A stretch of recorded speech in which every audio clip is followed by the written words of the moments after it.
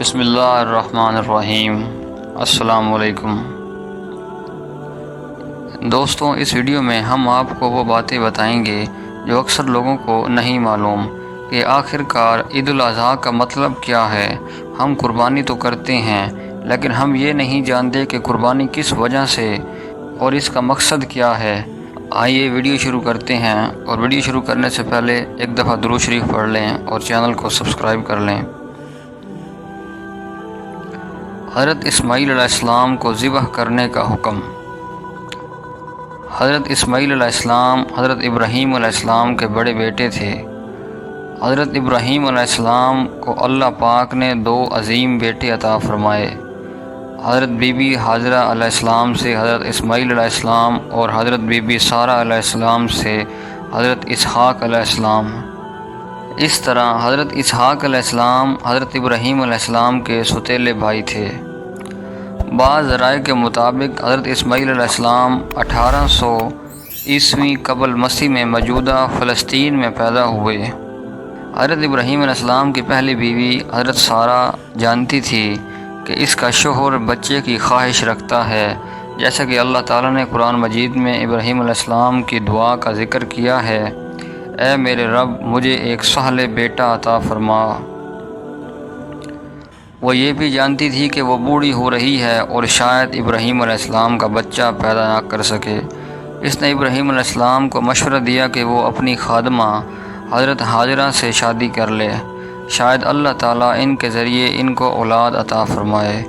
ابراہیم علیہ السلام نے اپنی محبوب بیوی حضرت سارہ کی نصیحت کو قبول کیا اور حضرت حاجرہ سے شادی کر لی۔ ابھی زیادہ عرصہ نہیں گزرا تھا کہ ابراہیم علیہ السلام اور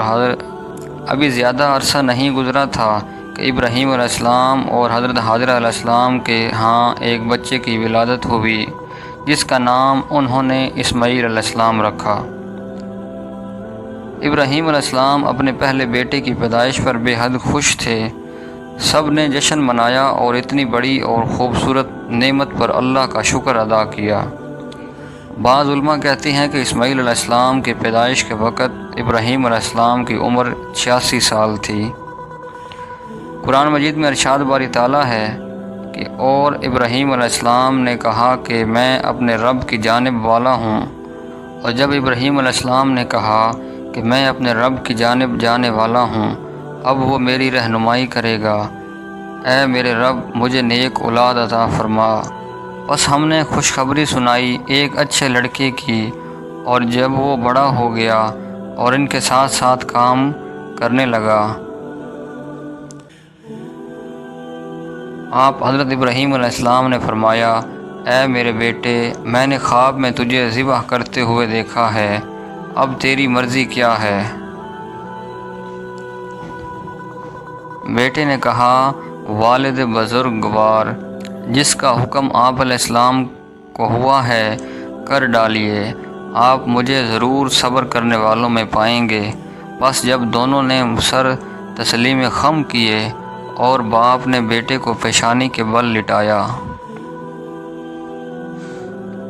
اس کا حال دریافت مت کرو، اور ہم نے ابراہیم علیہ السلام سے کہا، اے ابراہیم بے شک تو نے اپنا خواب سچا کر دکھایا، ہم نیک لوگوں کو ایسا ہی صلہ دیتے ہیں۔